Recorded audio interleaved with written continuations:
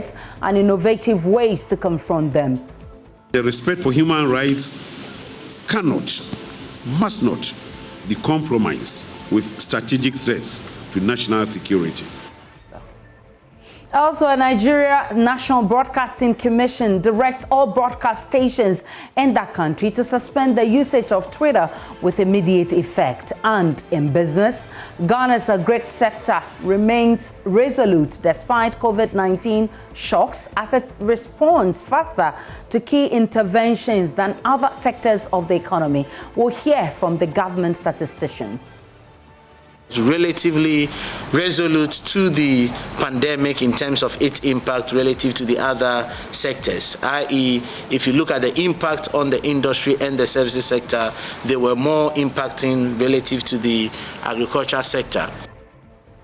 We are coming to you live from our studios in Kokomlemle on your digital terrestrial TV because we are free to air on the STV channel 421 and Go TV channel 144. We are your home of independent, fearless, credible journalism. My name is Aisha Ibrahim. Do stay tuned in.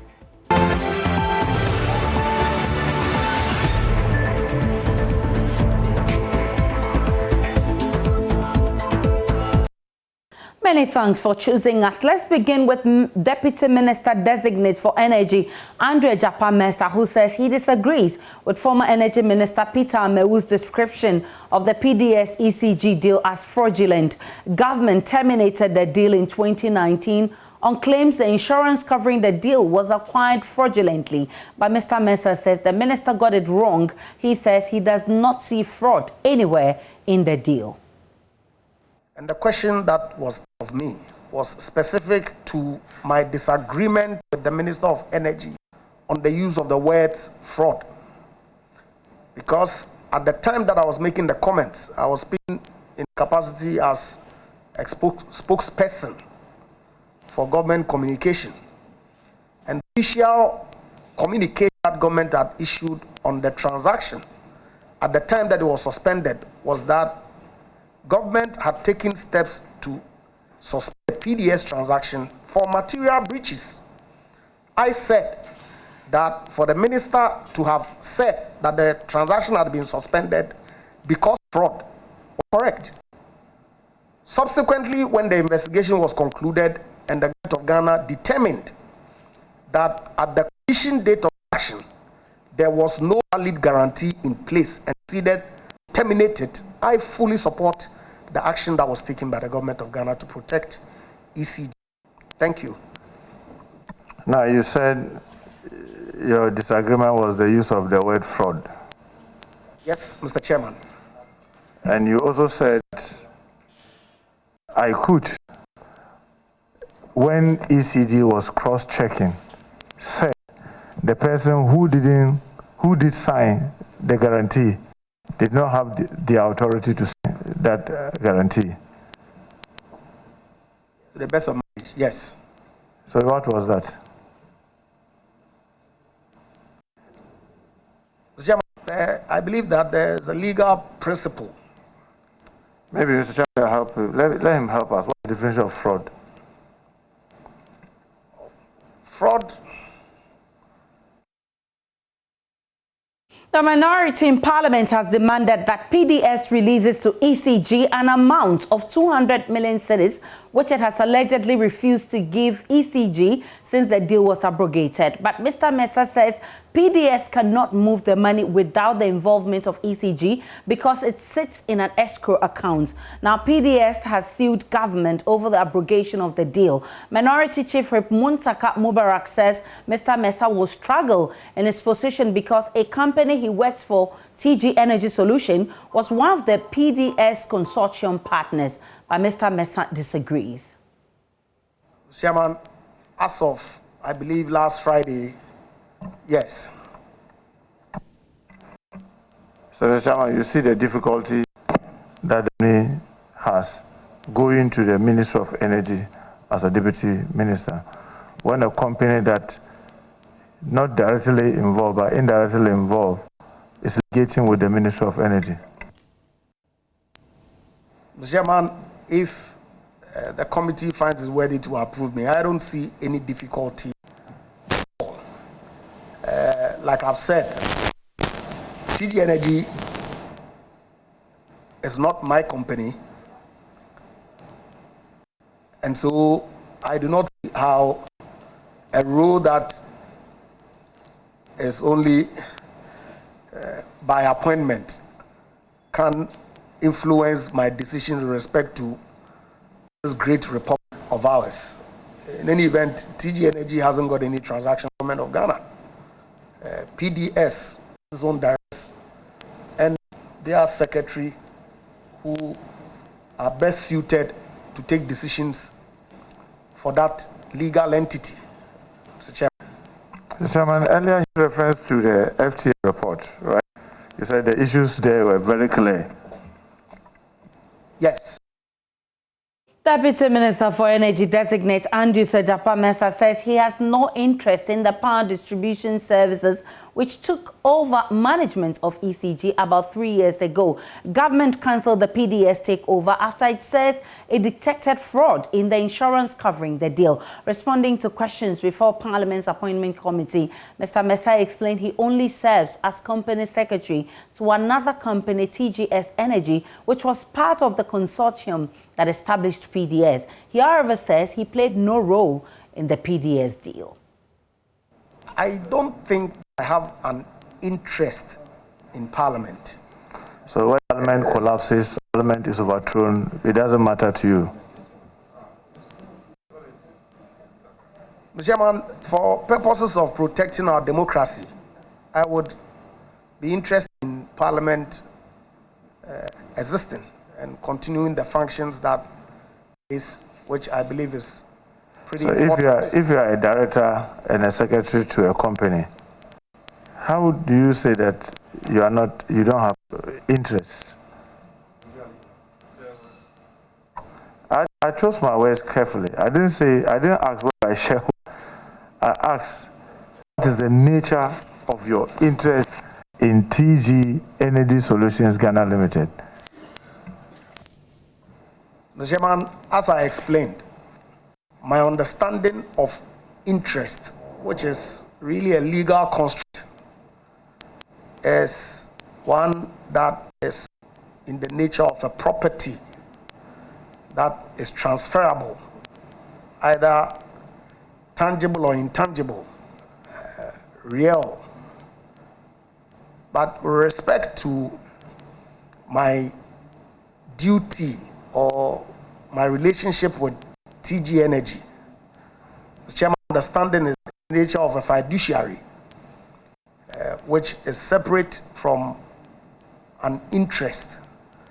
And so that's why So, Mr. I'll just ask I do not have do you draw benefits from TG Energy Solutions Ghana Limited? I should have been, but I never did.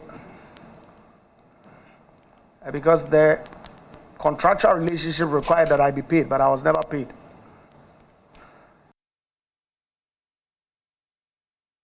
Joining me via Zoom is Nana Amoisi VII, who is the Executive Director of the Institute of Energy Security.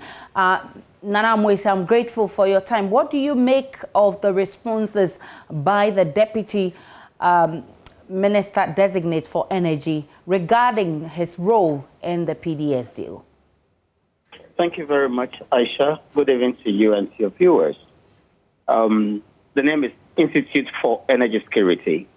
I need to put that correction in place. Well, great. Coming back to the substantive matter, what the Deputy Minister, designate is seeking to do is to question the integrity of His Excellency the President, who cancelled the PDS deal, citing fraud.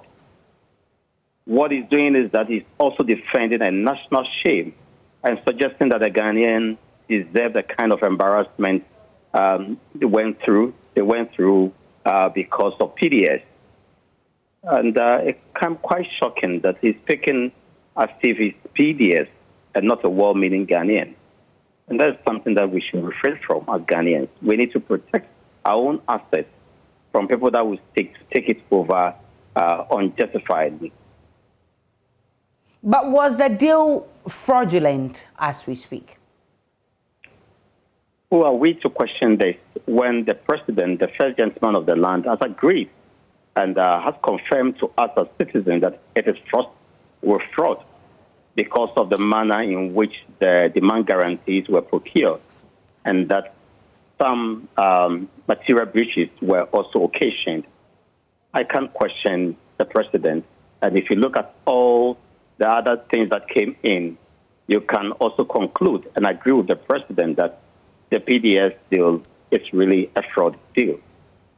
The minority thinks that the minister will struggle regarding the TGS because of the TGS Energy's role in the PDS deal and the role he himself played. Do you see him struggle, as the minority suggests? Well, putting aside what the minority is suggesting, I can also conclude that it is only a beneficiary of this PDS deal that will put us such a spirited defense against the present position that the PDS deal was fraud. And so if he's still going to stick to that position, then of course he's not going to protect the public purse.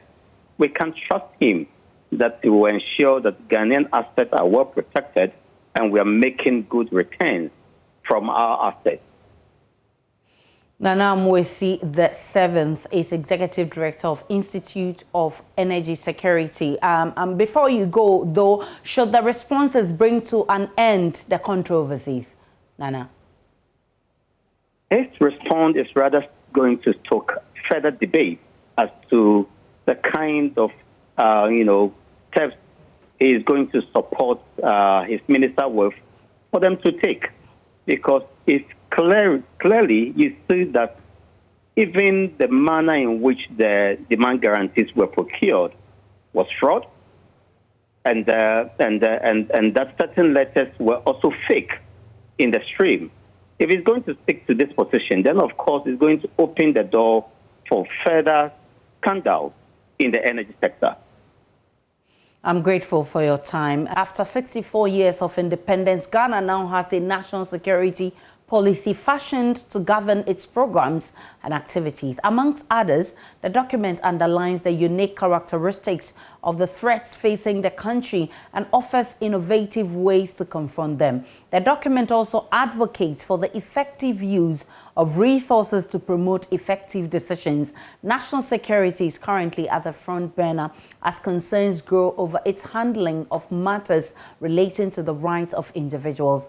At a ceremony to outdoor a new office complex for the National Security Ministry and launch of that document, President Akufo-Addo moved for a more tolerant, people-centered approach as it starts a new phase. Presidential correspondent Elton Brobia was there for Joy News.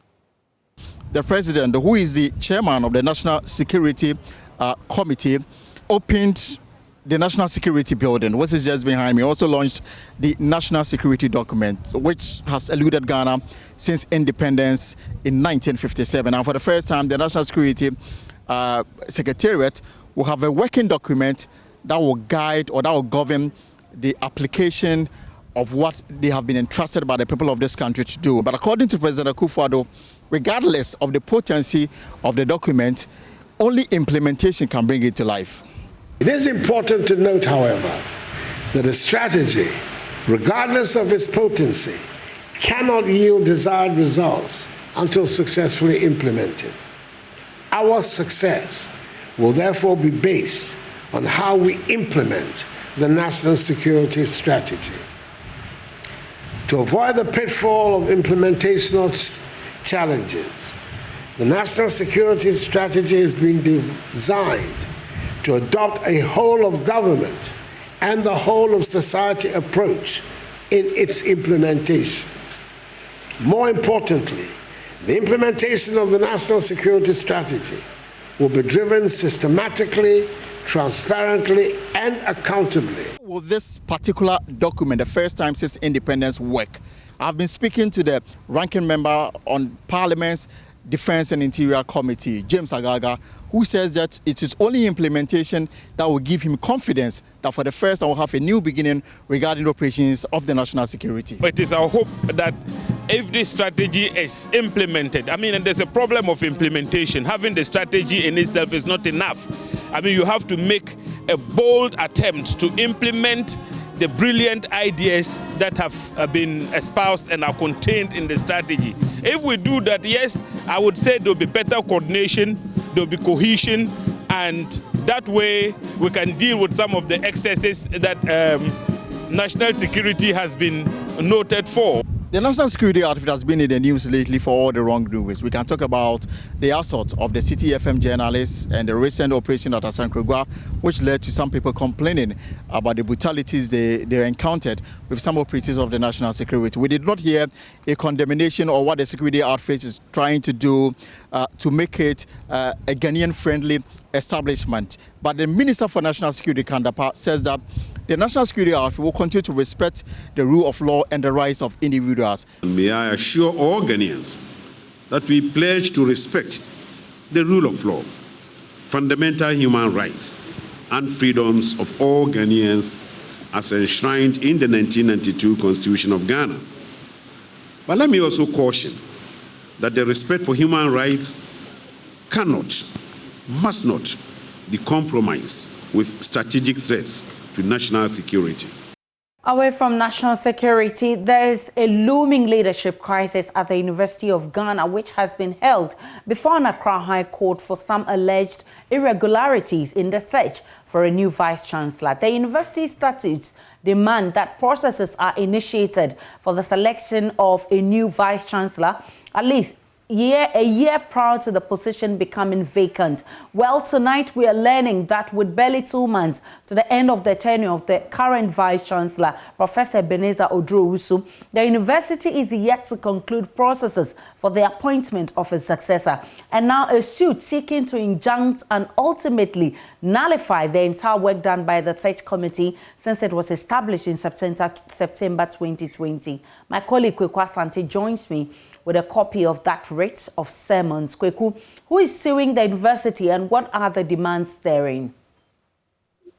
All right, Aisha. So this student, a former student of the University of Ghana, Patrick Justice K. Enin, completed the University of Ghana in 2012 and is saying, and according to his writ of sermons that we've just cited, he's saying he wants a declaration that the search committee for the new Vice-Chancellor of the University of Ghana was unlawfully constituted in breach of prevailing law by the inclusion of Mrs. Vesta A.A. Nunu and Professor Bafwa Jimendua after their tenure of office had terminated, and B, a declaration that meetings and decisions taken by the search committee and recommendations made pursuant thereto are now void and of no legal effect. And then finally, an order of injunction directed against the defendant from implementing any decision or recommendation for the position of Vice-Chancellor from the search committee, which included Mrs. Vesta A.A. Nunu and Professor Bafwa Jimendua. Those who won't cost any other reliefs as the court may deem honorable. And so this student is contending that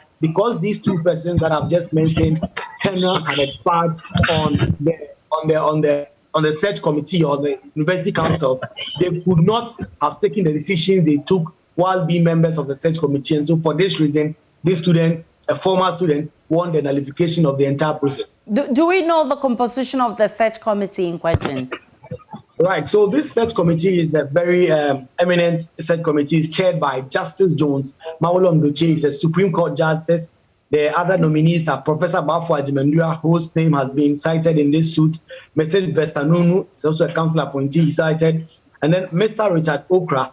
There's also Professor Akosua Adomakwambo for Professor Gordon Awendare, and then Professor Kwejo Apeje Etua of the University of Ghana Law School. And then finally, the secretary to the search committee, Mrs. Mercy Hazeleshia, who is the registrar of the university. Well, the dean of the University of Ghana Law School has been reacting to this suit in a strongly worded article. What does he say?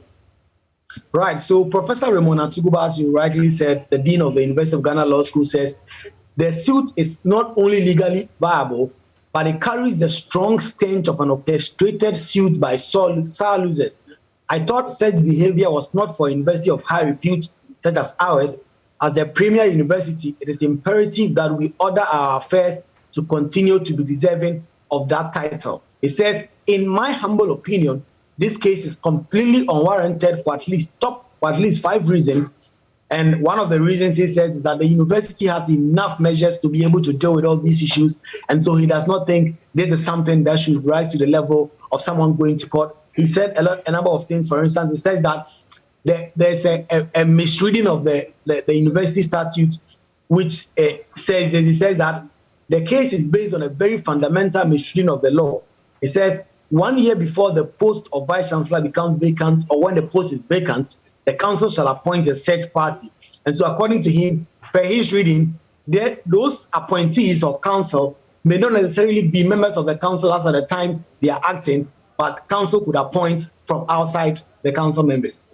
My colleague Kweku Asante there with that statement. All of these have implications for the university's administration. Ghana Tertiary Education Commission is a regulator of tertiary institutions in the country. Its executive secretary is Professor Mohammed Salifu. He now joins us with more. Prof, what does the current situation mean for the University of Ghana? Thank you for inviting me. I'm not sure what you mean by current situation. Can you please clarify that? That the whole exercise of appointing a new vice chancellor to replace the outgoing one has landed in court. Yeah, so it's a very normal statutory process that the council has initiated. And I really don't understand why it's in court. I'm not sure whether we can speak on the merits of the writ, but we think that the process that has been started is, properly founded, and we don't see any problem with that. Okay, so but you are supposed to facilitate the constitution of the governing council, correct? Yes, that is true. Okay, so how did we get here then?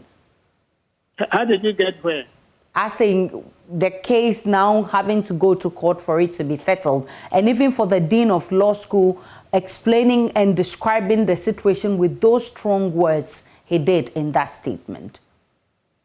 I'm not sure what strong words he used to describe. He describes the situation as a misreading of the fundamental processes that leads to the selection of a vice chancellor in that university. Yes, and in that case, he will be agreeing essentially with me, because that's his view on the merits of the writ. And the point I'm making is that it's a very legitimate process which the council has started, and we don't have any issue with that. The council terms have come to an end, and we are in the process of reconstituting them. But that doesn't invalidate what has happened, what has been started by the previous council. So I don't see any issue here. Well, Professor Mohammed Salifu is Executive Secretary of GTEC. I'm grateful for your time. Let's head to Parliament now for some comments on the situation. Peter Nochukotoi is Ranking Member of Parliament's Education Committee. Honorable, has this University of Ghana situation come to your attention yet? Yeah, it has. Thank you very much, and good evening. Yeah, it has come to my attention, but not of the committee, as I can say. The situation as it is at the University of Ghana, we are very much aware. We know very well that there was an order for all boards and various institutions, including public universities and colleges of education, had their term ended. But I cited a letter from GTEC, that's the Ghana Tertiary Education Commission, asking the councils to remain in office until the new ones were formed, so that they could perform the day-to-day administration or counseling of the schools. Now, the University of Ghana, the current Vice Chancellor, term will end very soon. And I think has just about a month or so to go. So there's a need for a search party to look for a successor to him. And this thing could have been done long before this time, so that the newly elected or selected Vice Chancellor will take office, and then the old one or the current one will hand over to him.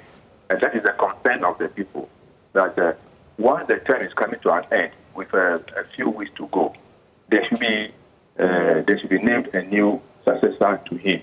There's no need for him by law to remain in office beyond the expiry of his or her term. So that is the argument they are making. I'm sure they are right. Once GTEC issued a letter that the council should remain of it, it should not waste any time for not appointing a new vice chancellor. To explain to the public or the university community why they are delaying the selection and appointment of a vice chancellor. So I think the council has a question to answer so that people will have a rested mind as to what is happening on the campuses of the University of Ghana. We know very well that when it comes to nomination and appointment of vice chancellors, a lot of things go on. And if we allow time to elapse so much, we will not be able to get a very good result out of the selection that they are making. So I think the university authorities should come out quickly, announce the vice chancellor, and then the matter will be put to rest. I'm grateful for your time. Ranking member on the Education Committee, Peter Nochu-Kotai, there's still to come in this bulletin. Pregnant women among those suffering at the Cape Coast Teaching Hospital since the Federation of University Senior Staff Association laid down their tools on May 19 in protest over poor working conditions. I was told to sit down and wait. Now there's time for them to attend to us, and they are telling us that the antenatal booths are finished because they have to go and take it from stores, and the stores people are also on strike. Elsewhere, Nigeria National Broadcasting Commission directs all broadcast stations in that country to suspend the usage of Twitter with immediate effect. Even the president's handle hasn't tweeted. His aides have not also. This is a medium that has not only provided an avenue for people to speak, but it is an avenue, like I said earlier, where you can actually access information. So information from all of these platforms has actually not been out there. We'll take a break on Joy News Prime. Business is up next with Charles Aite. You're welcome to Business. I'm Charles Aite. Results from the Agribusiness Tracker conducted by the Ghana Statistical Service and the United Nations Development Programme indicates that although all sectors of the economy have been affected by the COVID-19 pandemic, the agri sector remains resolute. Despite being resolute, the sector, however, recorded significant number of job losses as well as decline in sales. Here are some highlights in the following report. The new data on the impacts of the pandemic on agribusiness in Ghana suggests it may take a little more time and support for businesses to recover. The data also shows a slow demand for goods and services of most agribusinesses, with over 77,000 firms, representing 61.5%, reporting a decline in sales within the post-lockdown period under review. The findings reveal an increase in the estimated number of job losses for agribusiness workers from 51,111 during the lockdown to over 78,000 in the post-lockdown period. Government statistician Professor Samuel Kobuna-Ainen explains that although the sector is challenged, there is moderate resilience as compared to other sectors. I would start by indicating that agribusinesses trans all the three sectors. Agribusinesses, you find it in agriculture, you find it in services, and you find it in industry sector. So one would have to be very careful comparing agribusinesses with the industry and the services sector because it cuts across the three sectors. But if you're looking at agricultural on its own relative to the other two sectors, as we've indicated in our GDP releases and in the earlier trackers, the agricultural sector was relatively resolute to the pandemic in terms of its impact relative to the other sectors, i.e. if you look at the impact on the industry and the services sector, they were more impacting relative to the agriculture sector.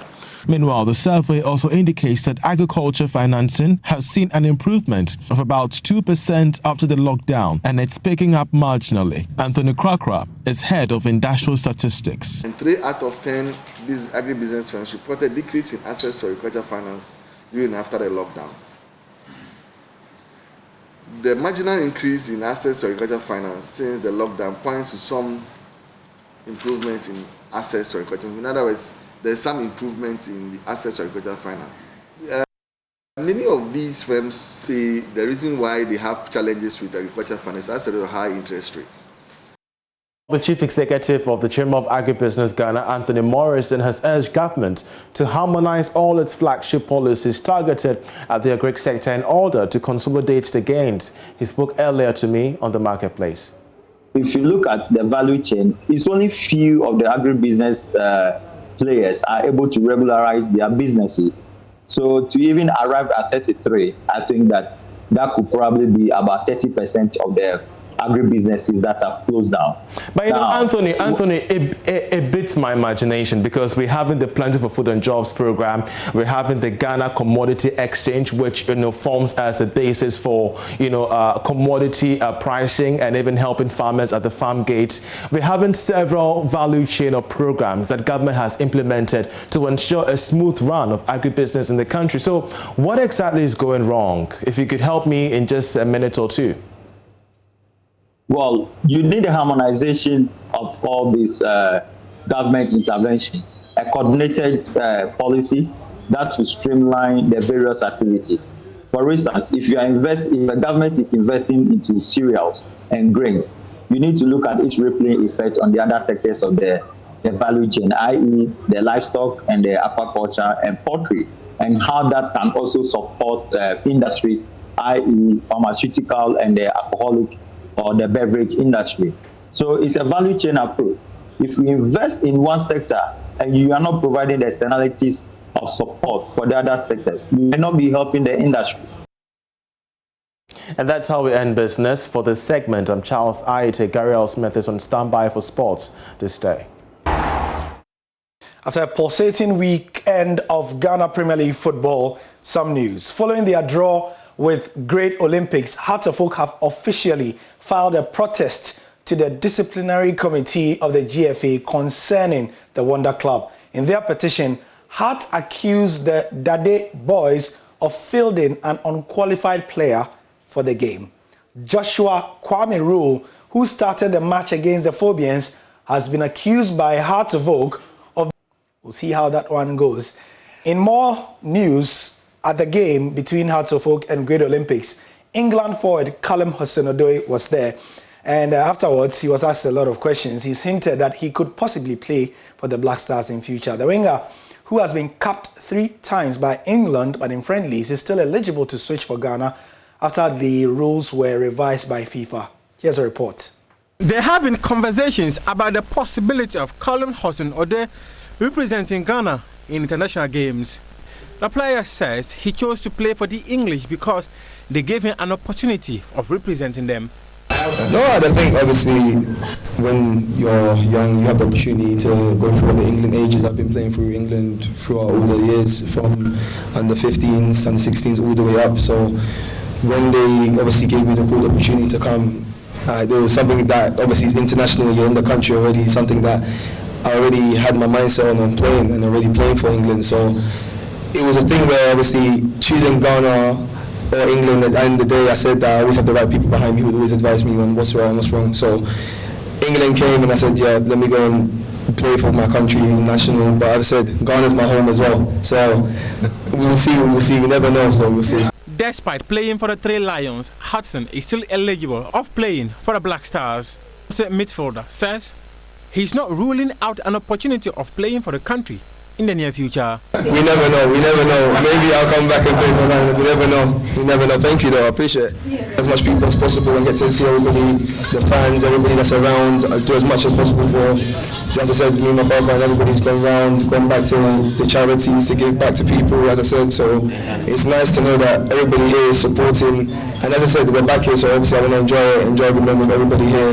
The UEFA Champions League winner is currently in Ghana on holidays after helping Chelsea win the Champions League against Manchester City. And that's the sport for now. Thank you very much for your time. Showbiz is next with Becky.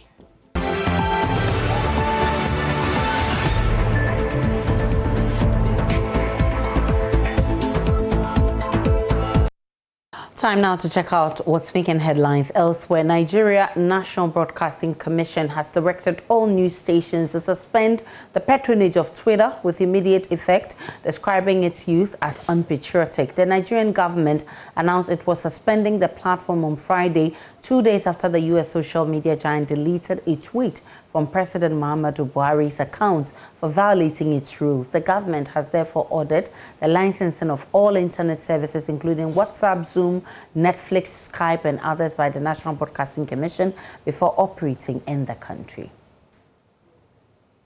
Well, you need to look at it from a perspective of how it does so.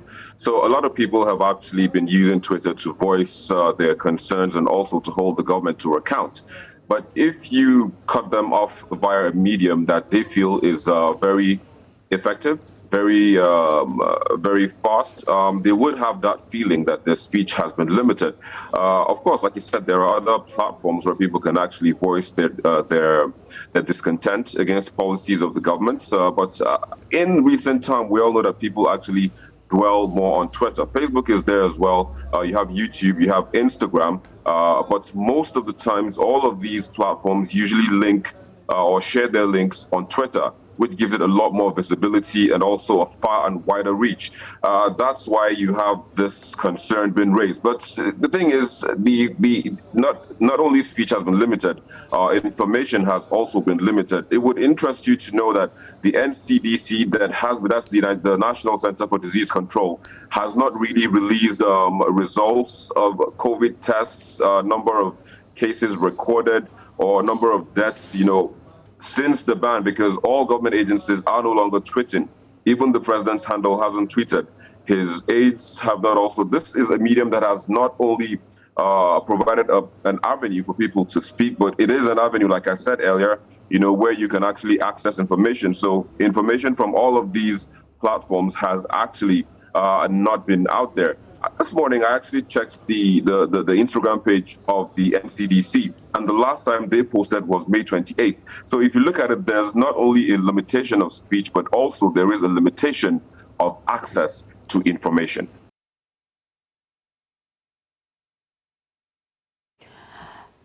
And so here is a chronology of events that has led to the ban, Nigeria's ban on Twitter and other networks. Let's see why the ban. The move comes after Twitter deleted a tweet by President of Nigeria, Muhammadu Buhari, for breaching the site's rules. And what was the tweet? Many of those misbehaving today are too young to be aware of the destruction and loss of lives that occurred during the Nigerian Civil War.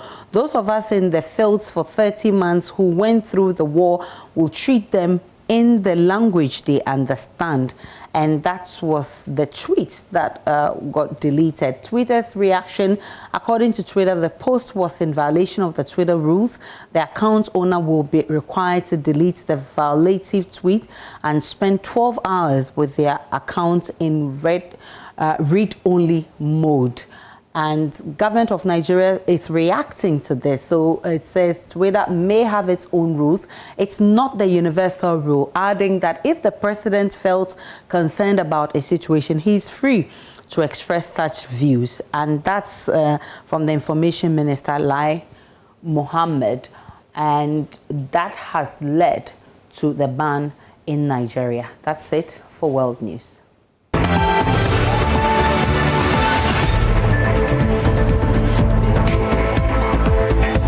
Welcome back to Joy News Prime. To the rest of our stories. The withdrawal of service by the Federation of University Senior Staff Association at the University of Cape Coast is already biting hard, as pregnant women and other patients who want to access the university's hospital have been left frustrated. Over 6,000 members of the association in 10 public universities laid down their tools on May 19 in protest over poor working conditions and failure of the government to pay accrued pensions. But despite government's assurance of further negotiations, the association insists it will not call off the industrial action. Richard Kwejenyako has more. Very serious though, because as a pregnant woman coming to the hospital to be attended to by the midwife, and then no one is attending to you, you have no one to complain to.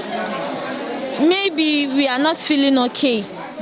We have certain problems, because as a pregnant woman, you know that sometimes there will be complications. Even if there is none, you have to come so that you see that your baby is healthy or not. But here we are. I came here around 5. Then nothing is showing. I'm still sitting here. No one wants to attend to me. It's very bad. So if they will do something about it, they should do it immediately, because midwives going on strike it's a disaster. I came here somewhere last week just to start my antenatal, and when I came, I was told to sit down and wait. Now there's time for them to attend to us, and they are telling us that the antenatal booths are finished because they have to go and take it from stores, and the stores people are also on strike. So because of that, no one can take care of her. Even the junior staff people cannot take care of her because there is no book for them to take the records inside. So we are just sitting here hoping that someone can come here to help us. It's very difficult. Some of us have to go to work too, and we've left work coming to take care of ourselves here, and only to be told because they are on strike, nothing can be done to us. And the government should really come in and help us. It's really affecting some of us. It's really affecting us.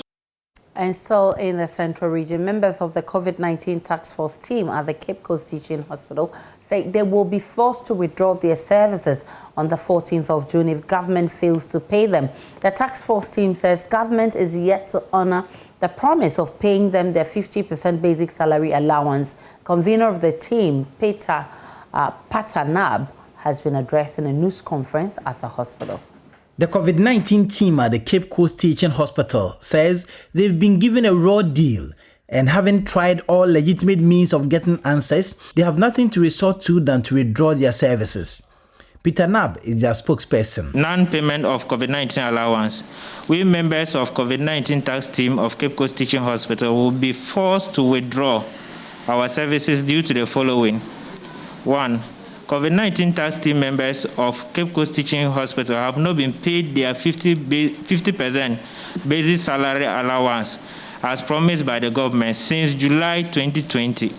Meanwhile, other facilities which have had their allowance paid, even here in Cape Coast. All effort at getting the allowance paid has yielded no results, despite several engagement and assurance from hospital management. Having tried all peaceful and legitimate means without tangible results, the task team members of Cape Coast Teaching Hospital will stop working if allowances are not paid in full. That's from July to December 2020, by the 14th of June 2021. It is our hope that the Ministry of Health, Ministry of Finance, Controller and Accountant General Department, and the management of hospital will do what is necessary to avert this situation. Other workers affected by the unpaid allowances also spoke with Joy News. This is really affecting all of us, especially in these times that fuel prices has gone up, everything has gone up.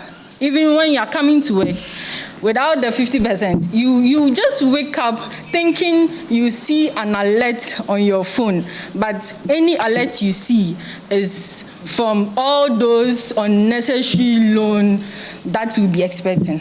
So we are pleading on the government to help push our 50% come latest by this week, else we will be withdrawing our services from the COVID tax team. The team has given government up to the 14th of June to pay the allowances promised them, or they will withdraw their services. Reporting for Joy News from the Cape Coast Teaching Hospital, my name is Richard Kwejenyako. Let's talk about teachers, because scores of them have traveled far and near, thronging the premises of the Ghana Education Service for what they describe as an attempt to fill them in the promotional exams they undertook. But GES says accusations are untrue. My colleague Kwejo Mensa Abrampa was there, and he has filed this report. We are unsuccessful. If we failed, we would have been told we were unsuccessful the first time we checked.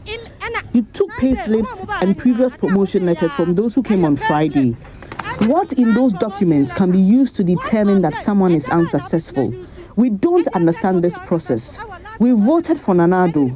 President Akufo-Addo, please rise up. Teachers are crying. Ya unsuccessful saying. Yantiasia. Papa, ya near to man, Nana, you're so sorry. That's one man. Get off for Yeah, how they say? Since I was in your failure, but see we are script no. If they say we have failed, we would like to see our script.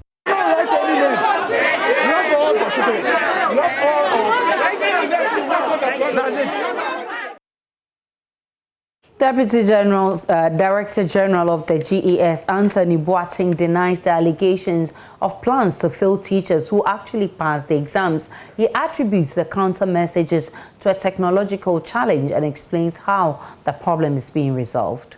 Rather unfortunate. It's rather unfortunate that things have turned out this way. It's also surprising. Those who were successful didn't have any issues. For all those who didn't pass, we asked them to bring their documents. Including Oman passing, the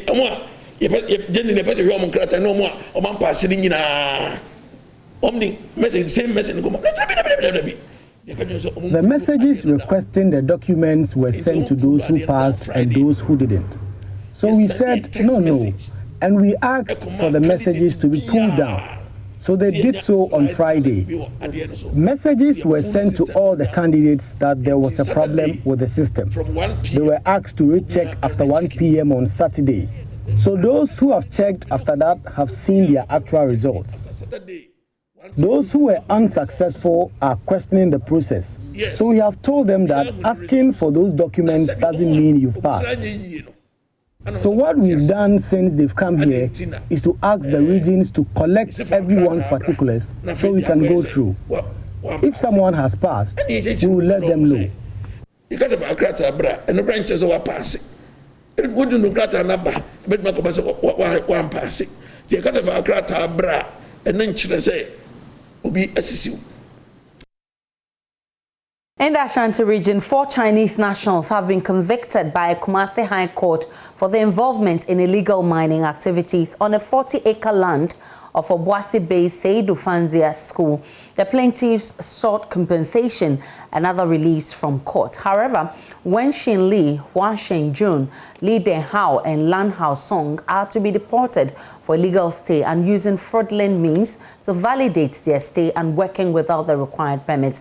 On Humanitarian of our security desk reports, there was drama at the court premises when the Ghanaian wife of one of the Chinese stormed the premises with their children to plead for leniency. The Chinese nationals and a Ghanaian collaborator, Asamoah Kati, were arrested after a Kumasi High Court, presided by His Lordship, Justice Emmanuel Senyo Amedahe, granted an absconding warrant. They were arrested whilst mining gold under the protection of armed guards on land earmarked for a school. The convicts, who could not meet the bail condition of 200,000 Ghana cedis each, with 2 sureties, were ordered by the court to deposit their passports and work permits for fear of absconding before the final determination of the case. They have since remained in prison custody since April 19, 2021, until Thursday when the court ordered their deportation. The court gathered 3 of the convicts had presented through their lawyer passport retention slips dated February and March. The court also heard 3 of the convicts applied for renewal of permits on May 4, 2021.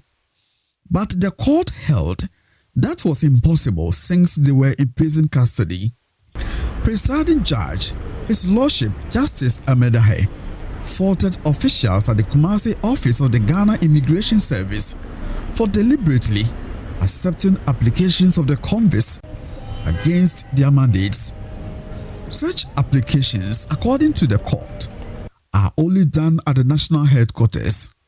He appealed to Interior Minister to reconsider the use of discretion by immigration officers to issue resident permits to foreigners who arrive in the country on sister-day visas. Among reliefs sought by the plaintiffs were a declaration that the defendants' mining activities were illegal, damages for trespassing, and loss of the use of the land. They also sought special damages for destruction of foundation structures of development projects at a cost of 500,000 Ghana cedis. Lawyer for plaintiffs Hans Kojokodia tells Joy News his clients expected more from the court. Lands belonging to my clients at Airport Residential Area, and those lands were earmarked for industrial and commercial developments. All these pieces of land have been destroyed. So we're asking the court to give us some amount of money representing the value of the land that they had destroyed, and also asking for compensation. But as the court indicated, the interest of the state is paramount and is superior to that of an individual. And therefore, once they were not legally in the country, our interest against them will not be considered, above that of the country. So virtually we are getting nothing. But if it is the interest of the country, then once they are deported, everything comes to a halt. We've gotten nothing out of it. It's a disappointment though, but they say it is the interest of the state. Counsel for the Chinese nationals, Benjamin Ando, is also not satisfied with the ruling. He says he will confer with his clients for the next line of action. We are so dissatisfied with the ruling, but that is the ruling of the court. In fact, we are bound by it. For now, I'll have to talk to my clients, take further instructions from them so that we know the next step to take. As the convicts were being sent back to the Kumasi Central prisons, the Ghanaian mistress of one of the Chinese appeared at the premises with 3 children, including a 4-day-old baby. 27-year-old Rebecca Oforiwa, who has been married to Lan Hanson since 2018, wailed as she pleaded for leniency for her husband. She told Joy News deporting her husband could spare doom for her and the case. Papa nipa wa hwa me ni mabusu nyina na hwa me so ma wa na ni 4 days akura frument me sra Ghana for wa papa onye nipa boni ni mama ne kwa me ne me den ye be den Ghana for me so mo ka bi mami o me ni mame me umi papa so den.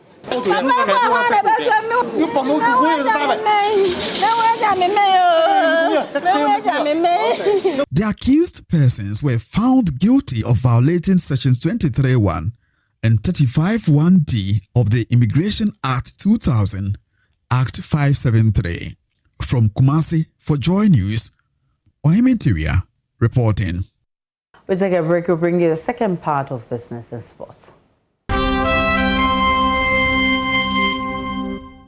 You're welcome to Business. Only 13% of mineral royalty paid by mining companies is returned to the communities where mining takes place. Out of this amount, 4.95% goes to respective district assemblies, while the Mining Community Development Scheme set up under the Minerals Development Fund receives only 4%. Charles Nixon Yeboah has more in this report. According to the 2020 Ghana Chamber of Mines report, 4.05% of the mineral royalty goes to the traditional authorities and stools in the host mining communities. In essence, the share of mineral royalty that is used to support development in mining communities is negligible.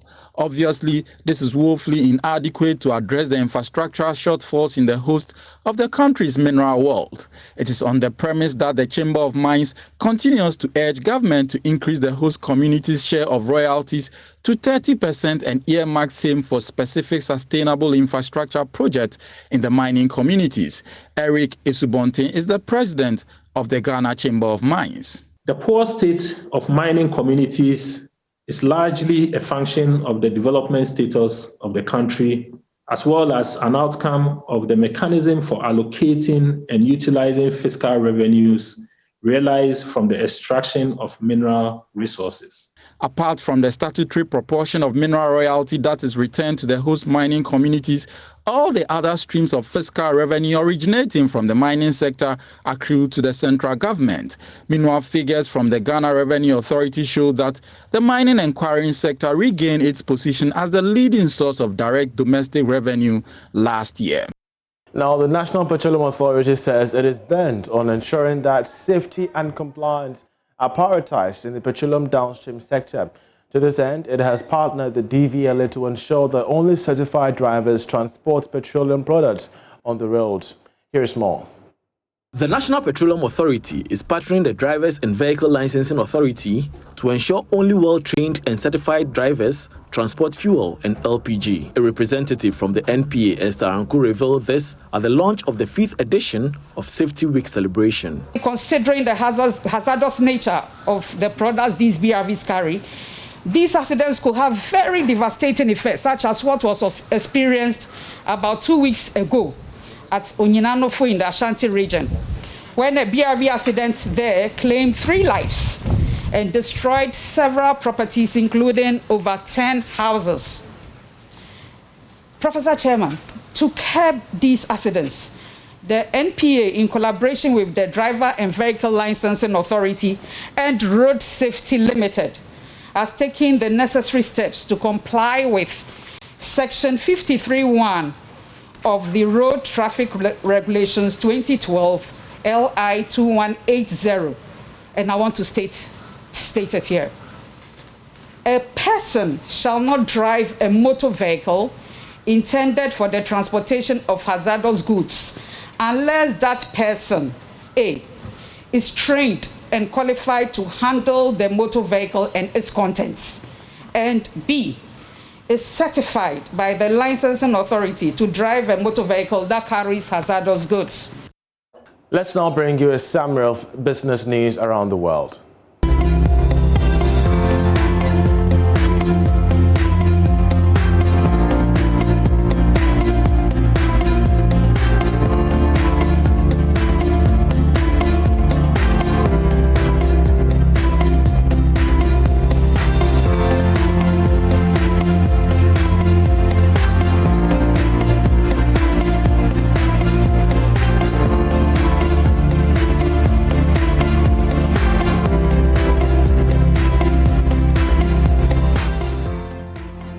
And that's how we end business with me, Charles Aite. Sports is up next. Of course, the program continues with Aisha Rather. This day. And that's how we wrap up the bulletin tonight. My name is Aisha Ibrahim. Many thanks for watching. For more news, log on to myjoyonline.com. We have all the updates of the developing stories. Do enjoy the rest of our programs.